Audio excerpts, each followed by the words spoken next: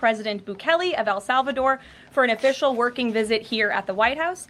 They will discuss El Salvador's partnership on using their Supermax prison for Tren de Aragua and MS-13 gang members, and how El Salvador's cooperation with the United States has become a model for others to work with this administration.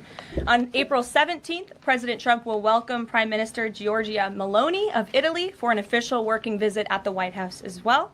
The president's thoughts also remain with the families and communities experiencing devastating loss from the severe storms and flooding affected several states across the central U.S.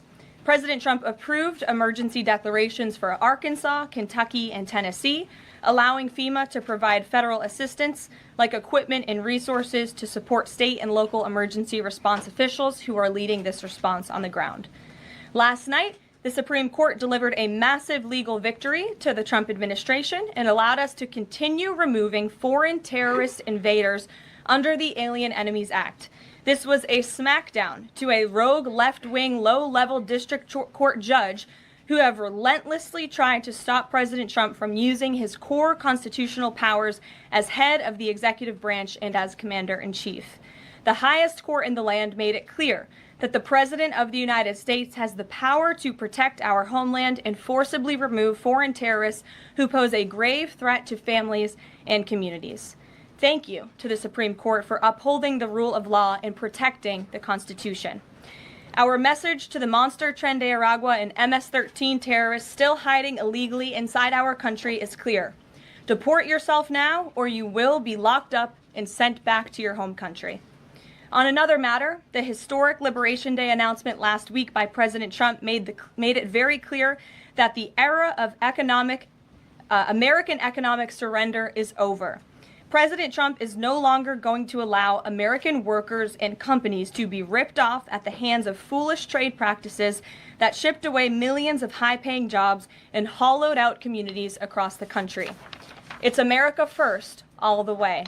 And despite fear-mongering by the media, the world is clearly responding to President Trump's approach. Just yesterday, President Trump held a bilateral meeting with Israeli Prime Minister Benjamin Netanyahu here at the White House. The Prime Minister pledged to immediately eliminate America's trade deficit with Israel and remove their trade barriers. Israel's proactive approach should serve as a model for the rest of the world. Also yesterday, the President spoke with Japan's Prime Minister, who wants to negotiate as well. The President also spoke to the acting President of South Korea this morning. He has tasked Secretary Bessent and U.S. Trade Representative Jameson Greer to lead these talks. In total, since the Liberation Day announcement, nearly 70 countries have already reached out to the President to begin a negotiation. Countries are falling over themselves to reform their unfair trade practices and free open their markets to our country. Why? Because these countries greatly respect President Trump and the sheer power of the American market. These countries realize they've gotten filthy rich over the past few decades by imposing substantial tariffs on American-made products and ridiculous non-monetary barriers to block out American industry. The jig is up. Past American presidents sat by and let this happen, but President Trump stood up for our country, and he is saying no more. The president's message has been simple and consistent from the beginning. To countries around the world, bring us your best offers, and he will listen. Deals will only be made if they benefit American workers and address our nation's crippling trade deficits. America does not need other countries as much as other countries need us, and President Trump knows this. He's going to use the leverage of our markets and our country to the advantage of the people he was sworn in to represent. On the other hand, countries like China, who have chosen to retaliate and try to double down on their mistreatment of American workers, are making a mistake. President Trump has a spine of steel, and he will not break, and America will not break under his leadership. He is guided by a firm belief that America must be able to produce essential goods for our own people and export them to the rest of the world. A strong America cannot be solely dependent on foreign countries for our food, medicines, and critical minerals. And America must always maintain a robust defense supply chain. Reprioritizing and strengthening our manufacturing industry are essential national and economic security issues of the utmost importance to President Trump. By focusing on supercharging the onshoring of American manufacturing, the president is already delivering on his promise to usher in an economic golden age for our country. Just look at Friday's jobs report. which smashed expectations for the second straight month. The American economy added 228,000 jobs, nearly 100,000 more jobs than economists predicted, and the fourth highest month for private payroll growth in the past 2 years. There was also a sharp increase in transportation, construction, and warehousing employment. And in just 11 weeks, President Trump has secured more than $1.5 trillion in private sector investment. This is $500 billion more than Joe Biden secured in his entire term. This record-breaking private sector investment will create roughly 350,000 American jobs and counting. If you add up all of the investment pledges from foreign governments, President Trump has secured an incredible $5 trillion in total investments already. In the months ahead, President Trump's pro-growth economic agenda will be fully realized. The largest deregulatory effort in American history is underway. Unnecessary, burdensome, costly red tape is being eliminated by this entire federal government every day, driving down costs and massively boosting small businesses. So far, President Trump's deregulation effort has already saved Americans more than $180 billion, equivalent to $2,100 per family of 4. The president's drill baby drill energy agenda, which he will discuss later this evening in the East Room, is capitalizing on the abundance of natural resources under our feet to generate more affordable electricity, cheap gas, and quality new jobs. All of this will combine to end the Biden-imposed cost of living crisis that's absolutely crushed American families. Under President Trump, the American energy industry will lead the globe over the next century, delivering lower prices and significantly strengthening our country's economic position. At the president's direction, Republicans in Congress are working quickly to pass one big, beautiful bill, which will also include the largest tax cut in American history. As President Trump has said, the House must pass this budget resolution quickly. Here in our new media seat today, we have Jasmine Wright, the White House reporter for Notice. Notice is a nonprofit and nonpartisan news site which launched in early 2024. They've gained millions of readers across the country since. Newsroom's goal is both to inform readers and train the next generation of politics and policy journalists. They also partner with state newsrooms to give local communities more knowledge of what their representatives are doing in Washington, D.C. With that, please kick us off, Jasmine. Thanks so much, Caroline. A couple questions for you. The first one being, can you explain the White House's evolution from this is not a negotiation on tariffs to countries should pitch us and start negotiations on tariffs? As the president said yesterday, Jasmine, both things can be true at the same time. And it is a non-negotiable position that the United States has faced a national security and economic crisis because of the unfair trade practices by countries around the world. As for the president, I have maintained this position. The entire administration has always said that President Trump is willing to pick up the phone and talk.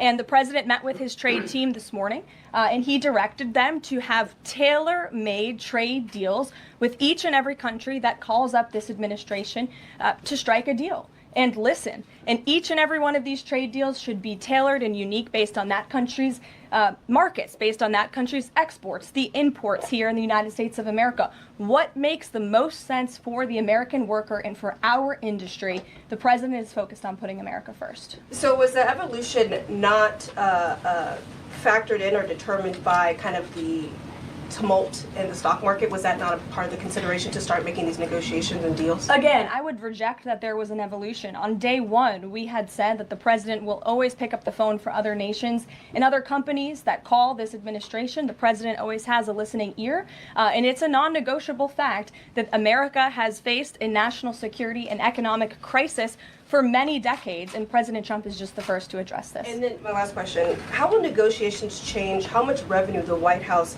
is planning to make from the tariffs? Well, that has yet to be seen, but as the president said, the reciprocal tariffs, which will continue to go in effect as these deals are negotiated and ongoing, will generate trillions of dollars in revenue to the United States. And this is twofold. The president wants to onshore jobs here to the United States of America. He wants to boost our manufacturing industry. He also wants to tackle these crippling deficits with almost every single country around the world. Jackie. Thanks, Caroline. The Treasury Secretary, Scott Bessent, warned that some of these negotiations might take up to months, that we could be doing this through April, May, and into June. And then you had Kevin Hassett say it's going to take a lot for the president to put his signature on the line because he wants to make sure there's a good deal for America. Is the president operating on any sort of a timeline or deadline where he wants this completed by? Well, we always move at Trump speed here at the White House, which is incredibly fast. I know you all know that from covering this White House day to day. The president likes to get things done, but he's very much focused on ensuring that these deals are good for the American worker, they are good for American manufacturing, and again, that they tackle these crippling deficits with these countries. All options are on the table for each country, but again, these are going to be tailor-made deals. They are not going to be off-the-rack deals, as the president has called it, and he has directed his entire trade team to be part of this effort. So that includes Secretary Bessent and our National Economic Director, Kevin Hassett. It also includes Secretary Lutnick, Peter Navarro, the entire trade team, Jamison Greer, who was on the Hill today. Everybody who was involved in this incredible, fair, reciprocal trade agenda will continue to be involved in negotiating these deals. And then yesterday, Goldman Sachs put out a research note. It put the odds of a recession at 45% within the next 12 months, up from 35%.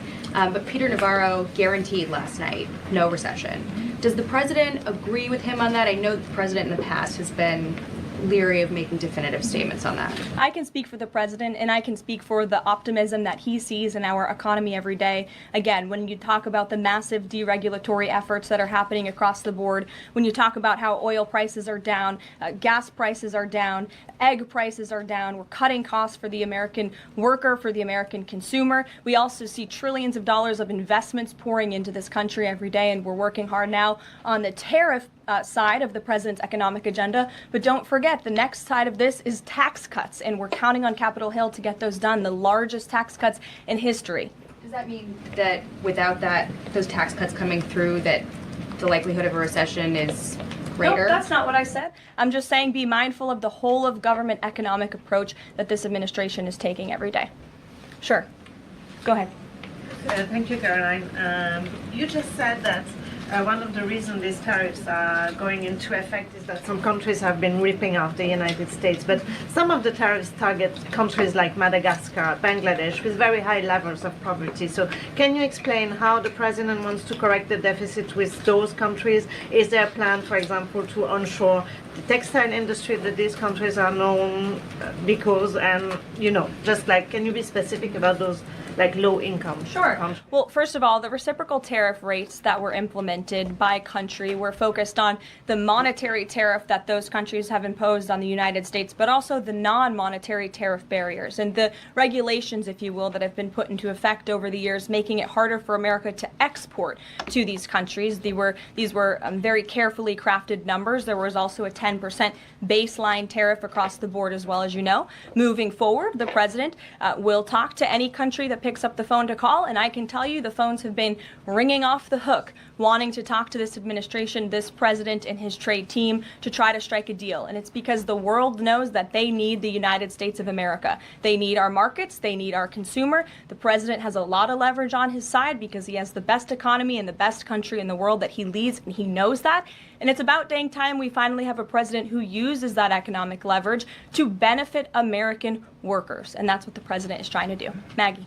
Caroline, thanks.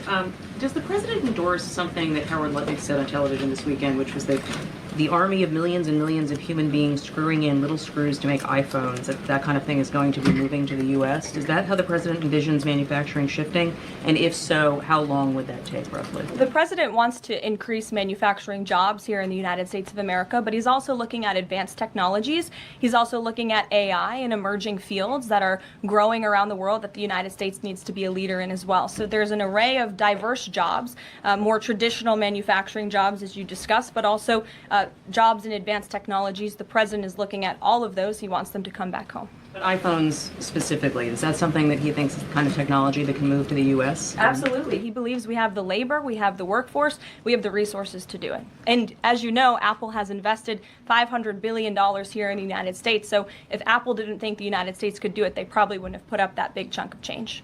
Elena. Hi, Caroline. It's clear the president has gotten the world's attention with these tariffs.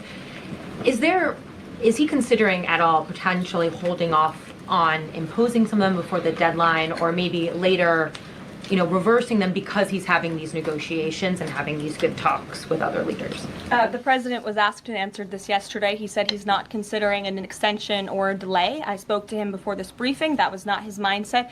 He expects that these tariffs are going to go into effect. And you said something very important, Elena, in your question. You said the president has captivated the attention of the world. Absolutely, he has. And it's about time we have a president in the Oval Office who is putting the world on notice and is putting the American people first, and again, is using the leverage of the United States to negotiate good trade deals. Just a quick follow-up. Sure. There's been some public sparring between Elon Musk and the president's trade advisor, Peter Navarro, on some of these tariffs. Musk actually referred to Navarro today as being, quote, dumber than a sack of bricks.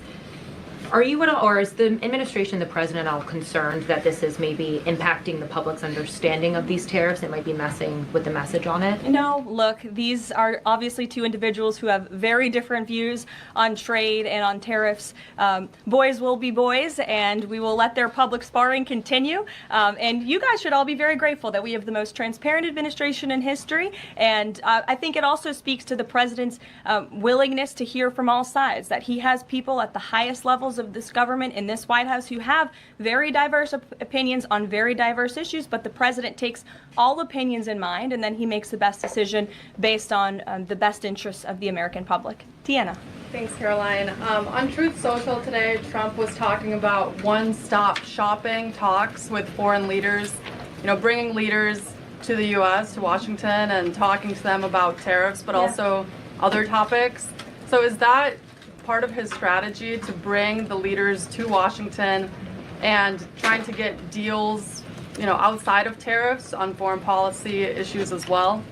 I think the president, again, is going to have a custom, tailor-made approach to each and every country. And if that means discussions of foreign aid, of our military presence in these countries, how those troops are paid for, come to the table, that could be part of the negotiation in these economic negotiations. But it's the president's economic team who will be leading these. These are tariff and trade negotiations. And yes, they will be one-stop shopping for each and every country. They will be, as the president said again, tailor-made, not off the rack to each and every country based on America's needs. And can you confirm? How are you? Thank you so much, Carol from Lindell TV. So President Trump has designated Tren de Aragua as a foreign terrorist organization and deported its members while also moving to restrict Venezuela's oil exports.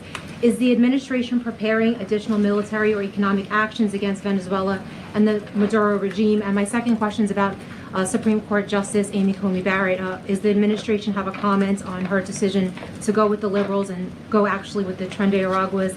This is the same justice that actually sided against January 6th hostages last year. So is the administration have a comment? Are they disappointed in Supreme Court Justice Amy Coney Barrett? To your first question, I don't have any actions to read out in terms of Venezuela. The president has imposed secondary tariffs on the Maduro regime and on Venezuela in the form of oil, which is obviously going to have a crippling effect on the Maduro regime, and that's the intended effect of this administration. As for the justice you mentioned, as for the Supreme Court, we've made our feelings very clear. We believe this was a massive victory. Certainly, we wish this was a 9-0 decision because we firmly believe that the president was well within his constitutional authority, and the Supreme Court made that very clear last night, and they put Judge Boasberg in his place. We called on the Supreme Court to rein in these judges who are acting as judicial activists, not real arbiters of the truth and the law, and that's exactly what we saw the Supreme Court do yesterday. Christian. Thanks, Caroline. Now that the president's reciprocal tariffs are here, going into effect tomorrow, what's the status of the ERS? When will they actually start collecting revenue? And will that be nested under CBP or somewhere else entirely? It's something Secretary Lutnick has taken up, so I defer you to the Department of Commerce, but it's something that he and the president believe quite strongly in, and it's a promise that they intend to keep to the American people. Real quickly, can you explain why the president opted to send Secretary Hegseth to the dignified transfer last week instead of attending himself? Sure. The Secretary Hegseth was there to represent the administration. The president has expressed his condolences to these families, as have I from this podium. Shelby. Thank you. The president's trade representative this morning told senators that the president does not intend on carving out exemptions for products and companies when it comes to tariffs. But would the administration consider changing that stance should bankruptcies begin among U.S. companies who are dependent on China trade? I won't get ahead of the president on any exemptions or his decision on that. I will leave that to him. But again, we're looking at this country by country and based on the needs of the American people and the American workforce. And one more, can you walk us through how this specific tariff plan was decided on and which advisor came up with it? The reciprocal tariff plan? It was a plan that was discussed by the president's entire trade team over the course of many, many meetings, and the president ultimately decided on which way to go. A few proposals were given to the president. There was debate and discussion, and the president made his decision. And as you've seen very publicly, the entire trade team is on board with this plan and the negotiations that will ensue because of it. Sure. Caroline, on Iran, given what's going to be happening on Saturday, what exactly is the current administration doing to stop Iran's funding of terrorist aggression worldwide that the previous administration wasn't doing? Well, first of all, when it comes to Saturday, I won't get ahead of the president. He has said there will be direct talks with Iran on Saturday. I won't further any details from this podium for obvious reasons, security reasons. It will, provide an update as we always have. However, when it comes to Iran, the president has reimposed crippling sanctions on the Iranian regime, and he's made it very clear to Iran they have a choice to make. You can strike a deal with the president, you can negotiate, or there will be hell to pay. And as the president said yesterday, if they don't choose to move forward with diplomacy and a deal, which is the direction we do see them headed in, there will be grave consequences to pay. To the back row. Thank Go you, ahead. Caroline. On the president's threat yesterday on social media to increase tariffs against China by an additional 50% in response to their retaliation, has he signed anything in terms of an executive order, any documentation around that? Will that additional 50% go into effect tomorrow? They will be going into effect at 12:01 a.m. tonight, so effectively tomorrow, yes. Work on that today? Of course, as always. To the gentleman in front of you, because that's who I originally called on. Go ahead. Over the weekend, President Trump said that he would be willing to have U.S. citizens deported to El Salvador with the cooperation of President Bukele. How would that work legally, and how many people would potentially be available for that operation? So the president has discussed this idea quite a few times publicly. He's also discussed it privately. You're referring to the president's idea for American citizens to potentially be deported. These would be heinous, violent criminals who have broken our nation's laws repeatedly. And these are violent, repeat offenders in American streets. The president has said, if it's legal, right? If there is a legal pathway to do that, he's not sure. We are not sure if there is. It's an idea that he has simply floated and has discussed very publicly as in the effort of transparency. Reagan. Thank you, Caroline. There's been more reporting coming out now about President Biden's decline while in the White House. Is the White House considering releasing the audio of Biden's interview with Special Counsel Robert Hur to the public, which the former president had previously blocked? I don't have an update on that, but I can certainly check. I think the American people would be quite interested to hear that tape, but I'll double check on the release of it. Thank you. Michael. Thank you, Caroline. On Saturday, during meetings with Iran, President Trump says high-level officials will be meeting directly with Iranian officials. We're hearing some pushback from Iran now saying those talks will be indirect. Can you clarify? They will be direct talks on Saturday, and I won't get ahead of the president on any further details. Jennifer. Yeah, two things. On the Israel tariffs, can you give us an update on the discussion on relaxing those tariffs? And then I had another question about the Doge team after that. That discussion is ongoing. I don't have any definitive details to iron out for you here. And then the president on Thursday told us that there was an incredible discovery that the Doge team had made. He called it horrible and incredible. Can you reveal that yet? Give us details on what it was about? There has been a discovery. I hate to leave you hanging on a cliff, but I don't want to get ahead of the president on that. But I can confirm there has been a discovery. It's just not quite yet ready for release. Sure. Go ahead. Caroline, thank you. I was calling on the young lady behind you, but I'll come to you after, Ed. All right. Not discriminating here. The president is meeting today with House Republicans. Can you say who is in that meeting and his message to Republicans that are skeptical of the Senate-passed budget framework? Sure. The president will be meeting with Republican lawmakers today here at the White House to talk to them about the framework that the Senate passed. The president was very quick to put out a statement about his support for the reconciliation package that the Senate passed, and he is counting on House Republicans to pass it. The Republicans received an overwhelming mandate from the American public to govern. We have an extraordinary opportunity. There are key promises that the president made to the American people in this bill: tax cuts, securing the border, deregulation, unleashing the might of American energy. These are good things for the American people. The president wants to see this get done, and that's why he's engaging with lawmakers today. Just a quick follow-up on tariffs. Kevin Hassett said today that the administration is prioritizing talks with Japan and South Korea, other trading partners. Are there other countries on that list that you guys can name publicly that you're having serious discussions with? Sure. As you have heard from various administration officials, myself included, there have been nearly 70 countries that have reached out to the administration last time I checked. But again, I hear the phones are ringing off the hook. There are foreign leaders who want to fly to Washington tonight and get on a plane to negotiate with this country, which shows you the leverage that the president is using. It shows you the rest of the world needs the United States of America to do business with. Israel, obviously, yesterday, you heard a public statement from Prime Minister Netanyahu. The president has detailed his calls with the leaders of Japan, in South Korea.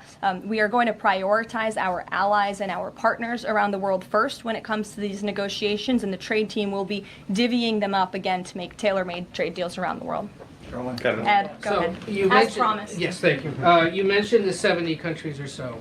I'm curious, though, under what conditions at this point would President Trump talk to President Xi about tariffs? Look, I just spoke to the president about this, and he believes that China wants to make a deal with the United States. He believes China has to make a deal with the United States. It was a mistake for China to retaliate. The president, when America is punched, he punches back harder. That's why there will be 104% tariffs going into effect on China tonight at midnight. But the president believes that Xi and China want to make a deal. They just don't know how to get that started. And the president also wanted me to tell all of you that if China reaches out to make a deal, he'll be incredibly gracious, but he's going to do what's best for the American people. So China has to call first?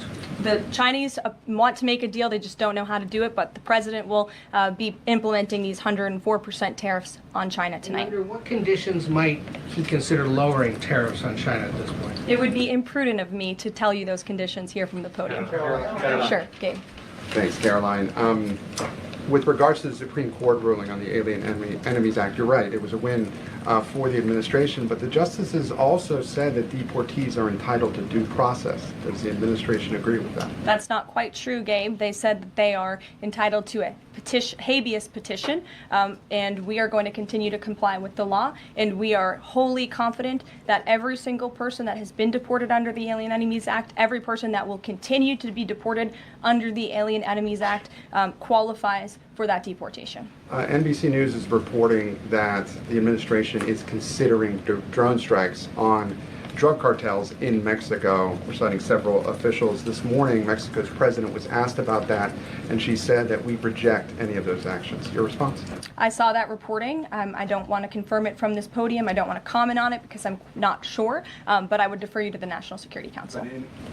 So you haven't confirmed the report, but with Mexico's president saying that she rejects any of that, what would your response be? How is the relationship then between Mexico's president and the White House right now over targeting drug cartels? Well, first of all, the relationship between President Sheinbaum and President Trump is quite good, and I think both world leaders would tell you that. The president has been engaged directly with President Sheinbaum on a number of different topics, particularly when it comes to clamping down on the Mexican drug cartels, on clamping down on illegal immigration, human trafficking, drug trafficking through our southern border. She's taken significant steps towards doing that, but as for that specific report, again, I'm not going to comment. Caroline, two questions on trade. First, as a part of these negotiations, is it possible for countries to lower their tariffs below that 10% bare minimum that's been set? Again, I'll leave that to the president to make those determinations, but I can tell you that 10% universal baseline will go into effect as these negotiations are ongoing. Got it. And then what is your thinking just as far as low labor cost countries? Like if you've got a country like Vietnam that wants to negotiate, but obviously they have some advantages in terms of trade, in terms of the people there are not paid as much as American citizens. What is kind of the thinking? Can they still achieve a good kind of trade outcome with the United States? Well, again, again, you're right to point out that different countries have different labor markets. They have different skills, if you will, different resources, and the president is going to take all of that into account. His team will take all of that into account when they're negotiating these deals. I do just want to point out one thing, that the president, everybody in Washington, whether they want to admit it or not, knows that this president is right when it comes to tariffs and when it comes to trade. In fact, Democrats have long said that the United States of America has been ripped off by the countries around the world. They just don't want to admit it now because it's President Trump who is saying that. In June of 1996, Nancy Pelosi spoke on the House floor. She urged her colleagues at the time to fight against the status quo trade policies that had contributed to America's trade deficit with China. In fact, Nancy Pelosi said, how far does China have to go? How much more repression? How big a trade deficit? How many jobs have to be lost for the American workers? How much dangerous proliferation has to exist before members of this House of Representatives will say, I will not endorse the status quo? Those are the words of Nancy Pelosi in 1996. Well, President Trump is finally answering her call 27 years later. Nancy Pelosi can thank President Trump today for the 104% retaliatory tariff that will be going into effect on China. In 2007, Chuck Schumer spoke of our nation's crippling trade deficit, saying these are the kinds of records the American people don't want us to be breaking. The administration needs to move beyond words, take action now to reverse a trend that threatens our prospects for future economic growth. And Chuck Schumer said that in 2007. Finally, in 2025, President Trump is taking action. Recently defeated Democrat Sherrod Brown said on deficits in 2012 that our deficit then at China had reached an all-time high, and it was on pace to exceed last year's record. The trade deficit had cost American workers millions of jobs at the time. These are the words of Democrats years ago. It is about time America finally has a president who is taking action to restore those millions of jobs back to the United States of America, to boost our manufacturing industry. He's doing what's right for the American people. It will take a lot of labor. It will take a lot of effort. But that's exactly what the American people elected this president to do. He will be talking about our energy agenda at 3 o'clock today over in the East Room, as you all know. He will be signing a bill to unleash the might of our beautiful, clean coal industry in this country, which is a reliable energy source also for AI. There's a great story in Bloomberg today, actually, about the executive order that will